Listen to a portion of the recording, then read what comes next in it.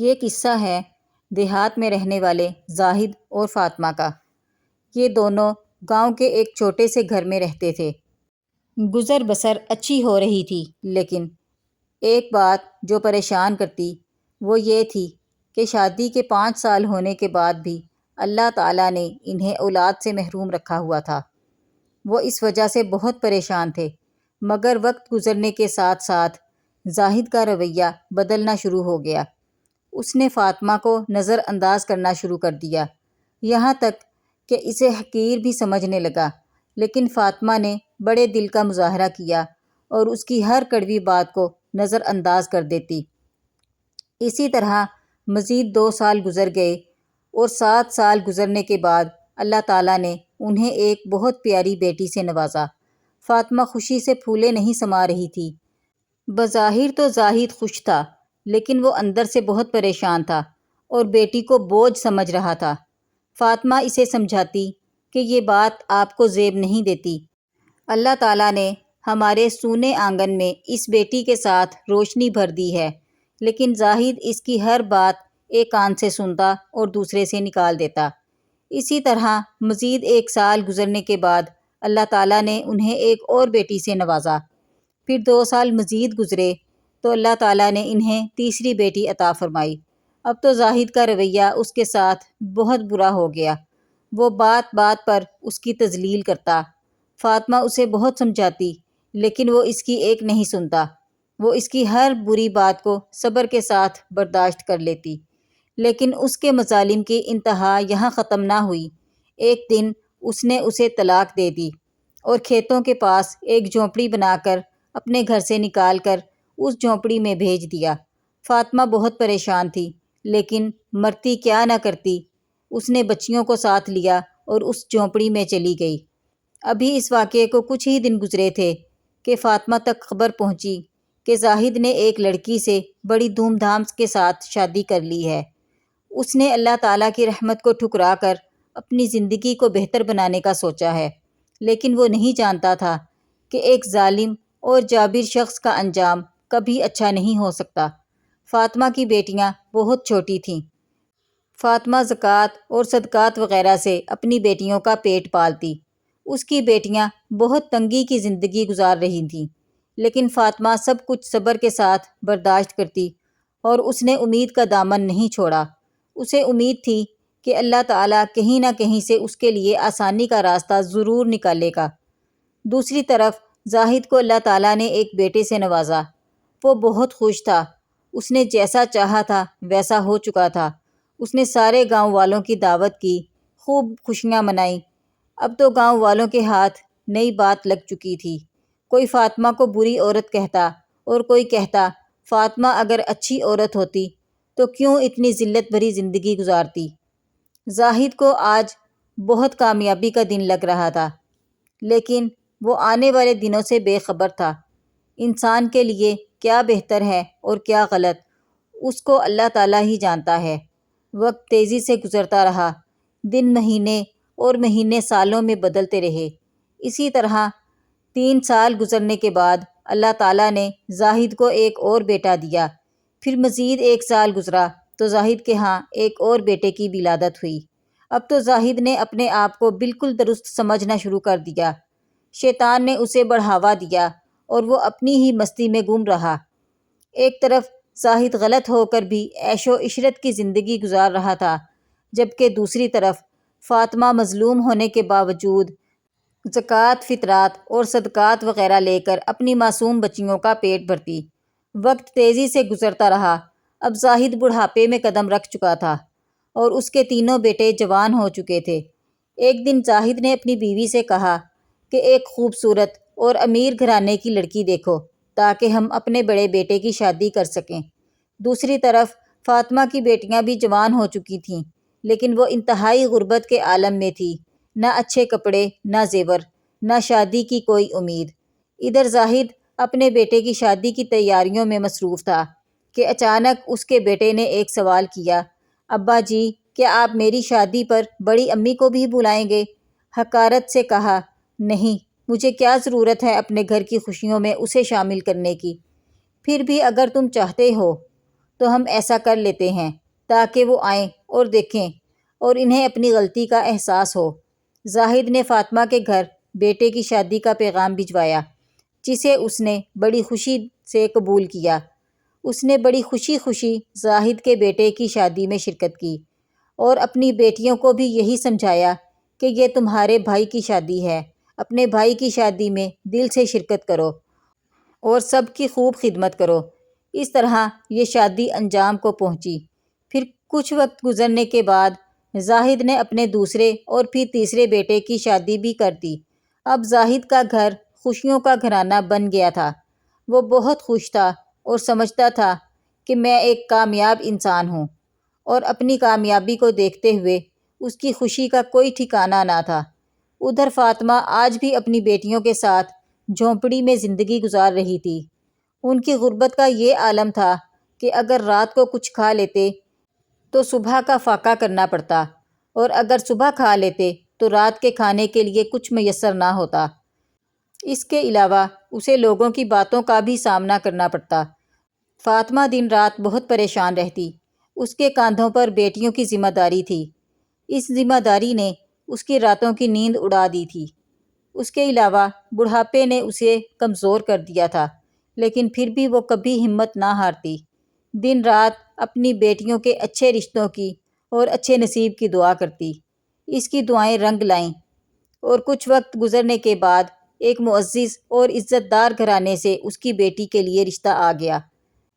انہیں فاطمہ کی بیٹی بہت پسند آئی اور انہوں نے رشتے کے لیے ہاں کر دی۔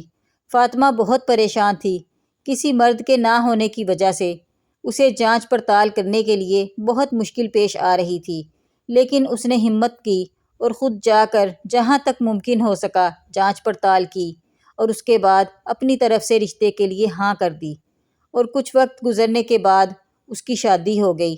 اسی طرح بڑی بیٹی کی شادی کے بعد اسی کے سسرال میں سے دوسری بیٹی کے لیے بھی رشتہ آ گیا، اور کچھ ہی دن گزرے تھے کہ محلے کے ہی ایک معزز گھرانے سے سب سے چھوٹی بیٹی کا رشتہ بھی آ گیا۔ فاطمہ بہت خوش تھی۔ اس نے دونوں بیٹیوں کی شادی ایک ساتھ کر دی۔ اب وقت آ گیا تھا کہ اللہ تعالیٰ کی لاٹھی مظلوم پر برستی، اور اللہ سب سے بہتر جانتا ہے کہ کس طرح ظالم کو زمین اور مظلوم کو تخت پر بٹھانا ہے۔ چونکہ فاطمہ تینوں بیٹیوں کی شادیاں کرنے کے بعد اب اکیلی رہ گئی تھی، تو اس صورت میں اس کے ایک داماد جو ایک مالدار تاجر تھے، انہوں نے اصرار کیا اور فاطمہ کو اپنے ساتھ شہر والے قیمتی گھر میں لے گئے۔ فاطمہ اپنی بیٹی اور داماد کے ساتھ بہت عزت اور سکون کی زندگی گزار رہی تھی۔ بے شک عزت اور ذلت اللہ تعالیٰ کے ہاتھ میں ہے۔ فاطمہ کا شہر میں اب اپنا چھوٹا سا کاروبار تھا، مال مویشی تھے، وہ عزت کی زندگی گزار رہی تھی۔ یہ اس کے لیے اس کے صبر کا اللہ تعالیٰ کی طرف سے انعام تھا۔ دوسری طرف زاہد بہت پریشان تھا، کیونکہ اس کے دو بیٹوں نے زمینداری سے انکار کر دیا تھا اور وہ شہر جا کر اپنا کام کرنا چاہتے تھے۔ زاہد نے بیٹوں کو بہت سمجھایا بجھایا، لیکن وہ ماننے کو تیار نہ تھے۔ اب زاہد نے سختی بھی کی، لیکن اس کی وجہ سے اختلافات مزید بڑھ گئے اور دونوں بیٹے باپ کو چھوڑ کر شہر چلے گئے۔ اب زاہد اپنی بیوی اور ایک بیٹے کے ساتھ گاؤں میں اکیلا رہ گیا تھا، مگر ہونی ہو کر رہتی ہے۔ ایک دن اس کا چھوٹا بیٹا ایک روڈ ایکسیڈنٹ میں زخمی ہو گیا اور اس کی وفات ہو گئی۔ جو گھر ہمیشہ خوشیوں کا گہوارہ ہوا کرتا تھا اور زاہد اس پر ناز کیا کرتا تھا، وہ گھر سنسان اور ویران ہو گیا تھا۔ زاہد کے چھوٹے بیٹے کی وفات کے بعد اس کی بیوہ بیوی اپنے میکے چلی گئی۔ اب صرف زاہد اور اس کی بیوی اکیلے رہ گئے تھے۔ زاہد بہت پریشان تھا، ایک غموں کا طوفان اور دوسرا بڑھاپا۔ پریشانیوں نے اس کی کمر توڑ دی تھی۔ اسی طرح ایک دن غصے میں آ کر اس نے اپنی بیوی کو طلاق دے دی۔ اس کی بیوی بہت پریشان ہوئی، اور اب اس کی سمجھ میں آیا، جو فاطمہ کو ہمیشہ قصوروار ٹھہرایا کرتی تھی، آج اس نے جانا کہ فاطمہ دراصل قصوروار نہیں تھی۔ بیٹے کی وفات اور طلاق کے دکھ نے اسے بے حال کر دیا تھا۔ کچھ ہی دن گزرے تھے کہ اس کے شہر والے بیٹوں نے اسے اپنے پاس شہر بلا لیا۔ اب زاہد بالکل اکیلا رہ گیا تھا۔ اس کے پاس بہت سے مکان اور جائیداد تھی، لیکن اسے کھانا بنا کر دینے والا کوئی نہیں تھا اور نہ ہی اس میں ہمت تھی کہ وہ کھانا خرید کر لا سکے۔ اب اسے فاطمہ کی بہت یاد آتی۔ ایک دن فاطمہ کی بڑی بیٹی گاؤں اپنے کسی سسرالی رشتہ دار سے ملنے کے لیے آئی۔ اس نے راستے میں ایک بوڑھے آدمی کو دیکھا جس کے بال بکھرے ہوئے، کپڑے گندے، چہرے پر غم اور آنکھوں میں ویرانی تھی۔ وہ دیکھنے میں پاگل معلوم ہوتا تھا۔ فاطمہ کی بیٹی نے اپنے شوہر سے کہا، چلو زاہد زمیندار کا معلوم کرتے ہیں، میرا دل چاہتا ہے کہ میں اسے دیکھوں۔ بے شک اس نے مجھ پر، میرے گھر والوں پر، میری بہنوں اور ماں پر بہت ظلم کیے، لیکن وہ میرا باپ ہے، میرا خون ہے۔ یہ کیسے ہو سکتا ہے کہ میں قریب سے گزر جاؤں؟ میرا دل چاہتا ہے کہ میں اس سے ملوں۔ اس کے شوہر نے اسی بابا جی سے پوچھا کہ چاچا جی، یہاں زاہد زمیندار کا گھر کون سا ہے؟ بوڑھا رونے لگا اور کہا، میں ہی وہ بدقسمت انسان ہوں۔ بیٹی سے برداشت نہ ہو سکا۔ وہ باپ کی اس حالت کو دیکھ کر زاروں قطار رونے لگی۔ اس سے رہا نہ گیا۔ وہ اسے اپنے ساتھ شہر لے گئی، اس کا علاج کروایا، اس کی تیمارداری کی۔ اس کا شوہر بھی نیک اور شریف انسان تھا۔ اس نے اپنی بیوی سے کہا کہ باپ کی دیکھ بھال تمہاری ذمہ داری ہے۔ کچھ ہی دنوں میں زاہد تندرست ہو گیا اور چلنے پھرنے کے قابل ہو گیا۔ پھر اس نے فاطمہ اور اپنی بیٹیوں کو بلایا اور ان سے معافی مانگی۔ اس نے کہا کہ میں نے تم لوگوں پر بہت ظلم ڈھایا، اولاد کی دوری نے مجھے توڑ کر رکھ دیا ہے، اور میں جانتا ہوں میرا ایک معافی مانگنا تم سب کے دکھوں کا مداوع نہیں کر سکتا۔ بے شک جب اللہ تعالیٰ کی لاٹھی برستی ہے تو مجھ جیسے ظالم اس کی زد میں آتے ہیں۔ وہ روتا جا رہا تھا اور کہہ رہا تھا، فاطمہ بے قصور ہے، سارا قصور میرا ہے۔ اسے عزت ملنی تھی، مل گئی، جبکہ ذلت میرا مقدر ہے۔ اگر آج میری بیٹیاں نہ ہوتیں تو کون میرا سہارا بنتا؟ فاطمہ نے زاہد کو دل سے معاف کیا اور بیٹیوں کو اس کی تیمارداری کی تاکید کی۔ کچھ ہی عرصہ گزرا تھا کہ زاہد کو ایک جان لیوا بیماری نے جکڑ لیا۔ اس کی بیٹیاں دن رات اس کی خدمت کرتیں۔ زاہد دیوار کی طرف منہ کر کے چیخ چیخ کر روتا کہ جنہیں بوجھ سمجھا وہی سہارا بن گئیں، اور جن بیٹوں پر ناز کیا وہ اس بڑھاپے میں چھوڑ کر چلے گئے۔ اسی حالت میں زاہد کی وفات ہو گئی، کیونکہ اللہ تعالیٰ نے فاطمہ کو خالی ہاتھ ہوتے ہوئے بھی عزت اور مرتبہ سب عطا فرمایا تھا۔ اس کہانی سے ہمیں بہت سے سبق ملتے ہیں۔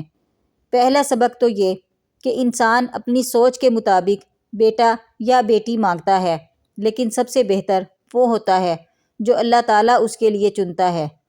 دوسرا یہ کہ کسی کو مصیبت میں دیکھ کر کبھی یہ فیصلہ مت کرو کہ یہ اس کے لیے آزمائش ہے یا سزا۔ فیصلہ صرف اللہ تعالیٰ کا ہے، کیونکہ سخت الفاظ انسان کی تکلیف کو مزید دگنا کر دیتے ہیں۔ کسی کا تکلیف میں مبتلا ہونا اس کے غلط ہونے کا سبب نہیں ہوتا۔ اور تیسرا اور سب سے اہم سبق یہ ہے کہ بیٹیاں اللہ تعالیٰ کی طرف سے رحمت ہیں، انہیں بوجھ نہیں سمجھنا چاہیے۔